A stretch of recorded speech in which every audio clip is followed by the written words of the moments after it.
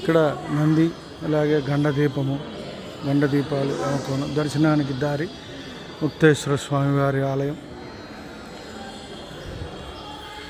ఇక్కడ కాలసర్ప దోష పూజలు, నవగ్రహ పూజలు, అలాగే కళ్యాణాలు కూడా జరుగుతున్నాయి అమ్మవారికి, స్వామివారికి.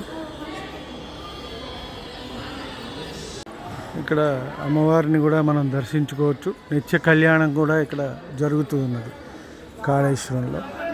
కాళేశ్వర ముక్తేశ్వర క్షేత్రం ఇవాళ కాస్త ప్లెజెంట్గా ఖాళీగా ఉంది.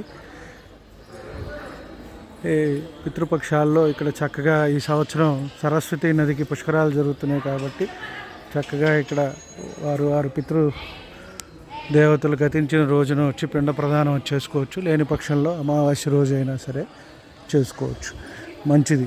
పుష్కరాలు జరుగుతున్నప్పుడు ఇక్కడ నిత్య కళ్యాణం, శివ కళ్యాణం కూడా జరుగుతున్నది.